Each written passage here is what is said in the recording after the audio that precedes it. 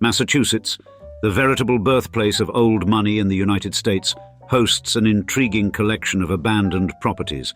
But these impressive structures, far from mere dilapidated buildings, hold within their walls secrets of an era long past. And when you venture into one of these forgotten mansions, floors whisper with each step, cobwebs decorate shadowy corners, and a haze of dust sparkles in thin streaks of light. Indeed, these silent behemoths encapsulate centuries of stories woven into New England's rich history, waiting for someone to rediscover and tell their tales. In today's episode of Old Money Mansions, we'll take you through these iconic homes that still stand as we describe the top 5 abandoned mansions in Massachusetts. Number 1, the Pink House, Newbury, Massachusetts. First on our list of the top abandoned mansions in Massachusetts is the Pink House, standing as a striking icon of both architectural whimsy and personal histories etched into its walls. Constructed in the roaring 1920s, this home has its foundation deeply rooted in personal conflict, a product of a spiteful gesture born from a contentious divorce. The legend tells us that a husband, embroiled in a bitter separation, built this house for his wife. But his intention was not to provide comfort, but to ensure discomfort, leveraging its remote location and unique characteristics as elements of spite. And the house's most arresting feature is undoubtedly its bold pink hue, an uncommon choice for residential architecture that sets it apart in the sparse landscape of the Newbury marshlands. The color pink, often associated with warmth and welcome in this context, feels almost ironic, considering the home's origins. Thus, this choice of color may have been a final touch of mockery or an unusual branding by its original owner, turning the house into a local landmark. And its geographical placement is equally deliberate and punishing. Set in an isolated spot within the marshlands, the Pink House is exposed to the elements and the capricious moods of New England weather. The location therefore ensures that living there comes with a set of challenges, from accessibility during rough weather to the constant maintenance struggles against the encroaching marsh. Today, the Pink House is no longer inhabited, but it continues to attract attention. It stands largely as it was, preserved not just by efforts to maintain it, but also by its robust initial construction typical of the era. And the home has also become a celebrated subject for photographers and those fascinated by its lore. Its visual distinctiveness and the stark, beautiful backdrop of the marshlands create a compelling contrast that captures the imagination. For photographers, the combination of the house's vibrant facade against the muted, expansive marsh presents an irresistible canvas, changing with the seasons and the shifting light of day. And the interior, though not frequently accessed, holds the echoes of its unusual past. The layout and original fixtures, where they remain, speak of a 1920s sensibility, meshed with the personal touches that might have been added by its first reluctant occupant. Each room, with its views of the sprawling marsh, tells a story of isolation, and as the Pink House ages, its significance evolves. From a symbol of marital discord, it has become a poignant reminder of the ways personal histories and architectural design can intertwine. For those who visit, whether driven by an interest in its past or the beauty of its presentation, the Pink House offers a visual and emotional journey that is rich with history and ripe with interpretive potential. Number 2, Bramble Hill, Worcester, Massachusetts. Next on our list of the top 5 abandoned mansions in Massachusetts stands Bramble Hill Mansion, a once glorious estate in Worcester, Massachusetts, emanating a silent witness to the profound legacy of industrial progress at the turn of the 20th century. Built in 1901, this grand home belonged to Milton P. Higgins and his wife Alice, a couple closely tied to the city's burgeoning industrial scene. And Milton, a cornerstone in the local manufacturing landscape, played a pivotal role in establishing the Norton Company, a leader in the abrasives industry. Now, the mansion's architectural brilliance is attributed to its Georgian Revival style, a popular choice during this era that symbolized refinement and affluence. Majestic halls and meticulous woodwork mark the interiors, each corner and crevice crafted with an attention to detail that echoes the Higgins' status and taste. And these elements combine to create an atmosphere of opulence that seems to transport visitors back to an era of industrial optimism and prosperity. Yet, despite its historical significance and architectural beauty, Bramble Hill Mansion has not been immune to the ravages of time. After years of abandonment, the once lively halls have fallen silent, and the intricate woodwork has succumbed to neglect. This decline then caught the attention of Preservation Worcester, landing the mansion on the city's most endangered structures list several times. But in 2018, a glimmer of hope emerged for Bramble Hill when it was acquired by Premier Property Group, LLC, for $820,000. This purchase sparked a wave of anticipation regarding the mansion's future, with stakeholders and community members eager to see the property restored to its former glory. However, these plans for redevelopment have stalled, and the mansion has since been demolished, erasing its potential and leaving behind only memories. As Bramble Hill fades into history, its future is no longer a mystery. Will it be remembered as a jewel of Worcester, or will it be forgotten entirely? Only time will tell. However, the next abandoned area on our list has been fortunate to find a team of volunteers who would like to preserve its glory. Number 3. Juniper Hall Pergola, Shrewsbury, Massachusetts. In the serene expanses of Prospect Park in Shrewsbury, Massachusetts, the Juniper Hall Pergola quietly endures, hidden amidst a flourish of flora and fauna. And this architectural relic, part of the once magnificent estate of Juniper Hall, holds stories of elegance and decay, encapsulated within its overlooked grandeur. Built in 1912 by Matthew J. Whittle, a renowned businessman and mason, Juniper Hall was a beacon of luxury atop the highest hill in Shrewsbury.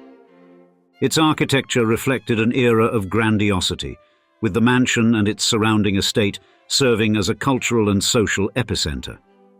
Indeed, the expansive gardens, open for public enjoyment, were once a canvas of meticulously curated landscapes, complete with a variety of vibrant blooms and structured pathways.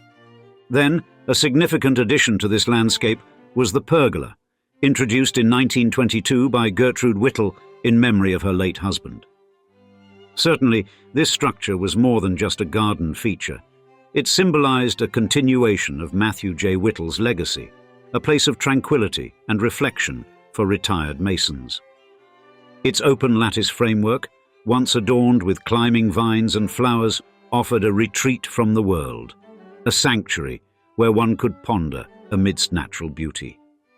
However, the decline of Juniper Hall began after its conversion into a retirement residence. The shifting societal needs and economic pressures of the late 20th century did not spare this historic estate, and by 1979 the mansion was demolished and the garden began its slow surrender to the wild. The pergola, too, fell into a state of quiet neglect, its once pristine columns and arches now shrouded in overgrowth. Despite this, the spirit of the place lives on, and the Friends of Prospect Park, a local civic group, have taken it upon themselves to restore this historic garden. These days, their painstaking efforts involve clearing invasive vines and planting new vibrant flora, aiming to restore the past splendor of the gardens. Yet, in stark contrast to the rejuvenated garden, the Juniper Hall Pergola remains a forgotten piece of history. It stands isolated, a poignant reminder of what was once there. Over 50 years of exposure to the elements have left the pergola in a state of romantic decay. And its architectural elements, though eroded, still echo the craftsmanship and aesthetic sensibilities of its era. For those who stumble upon it, the pergola offers a unique glimpse into the past and a chance to connect with a wondrous time in Massachusetts history. Number 4. Bancroft's Castle, Groton, Massachusetts. In 1906, amidst the undulating landscapes of Groton, Massachusetts, General William Bancroft, a figure famed for his roles in both the Civil War and politics, constructed what would become a landmark of architectural curiosity and historical intrigue. Known as Bancroft's Castle, this structure was initially envisioned as a summer retreat, a place of respite and solitude away from the demands of public life. Today, the remnants of this once grand edifice offer a window into a personal dream that briefly materialized against a pastoral backdrop. And Bancroft brought his vision of a medieval castle to life on a hill that commanded sweeping views of the Groton woodlands. Indeed, the design included imposing towers and battlements, elements that were not merely decorative but purposeful, echoing the ancient fortresses of Europe. These features were not only aesthetically striking, but also functional, providing vantage points that showcased the verdant expanse of the surrounding region. Within its walls, one could easily imagine the echoes of a distant past, a simulated history that blended with the natural beauty of its New England setting. Thus, the choice to emulate such a historic architectural style reflected Bancroft's desire to anchor his contemporary achievements in the venerable traditions of a storied era. However, the castle's days of glory were fleeting. In the 1930s, a devastating fire reduced it to ruins, leaving behind only the stone skeletons that had once proudly towered above the town. The fire marked an end to its time as a private haven and the beginning of a new chapter as a point of historical interest and public domain. Despite its ruinous state, Bancroft's castle did not fade from public memory. It became a cornerstone of the local conservation efforts, its grounds transformed into a cherished hiking destination. Visitors today trek to the site, drawn not only by the promise of panoramic views, but also by the allure of its history. And as hikers navigate the trails that lead to and from the castle, they tread paths laden with stories. Each visitor becomes a part of the castle's ongoing legacy, contributing to the collective preservation of its memory through their engagement and appreciation.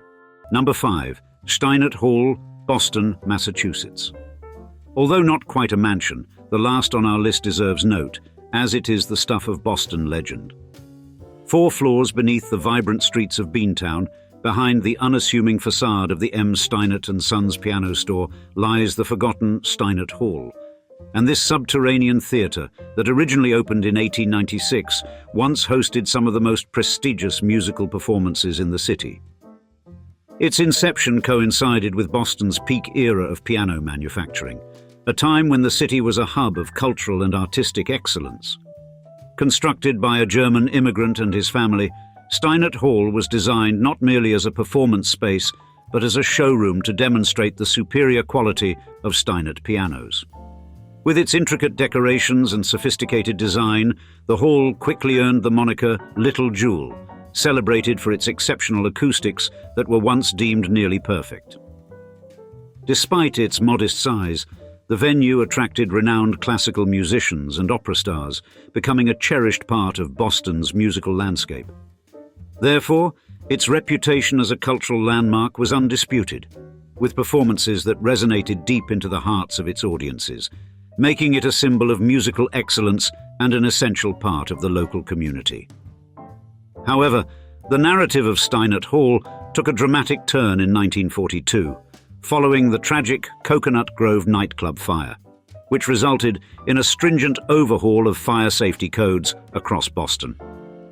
Facing the need for costly renovations to meet these new regulations, the decision was made to close the hall. Since then, the once lively theatre has been left to languish in silence, its elegance slowly succumbing to the ravages of time. Today, Steinert Hall remains a ghostly relic of its former glory, hidden away beneath the bustling activity of the piano store above. The space now serves as a makeshift storage area for discarded pianos, their once glossy surfaces now dulled and gathering dust. The air is thick with the scent of decay, a poignant reminder of what was once a vibrant center of musical artistry. Access to this derelict marvel is rare, guarded breathlessly by the store's current employees, who are often unwilling to speak about the hall.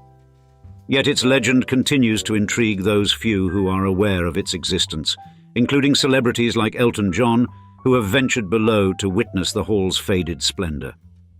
And now, we'd like to see you in the comments. Are you a native of Massachusetts or New England? And which of these abandoned buildings do you believe is the most impressive?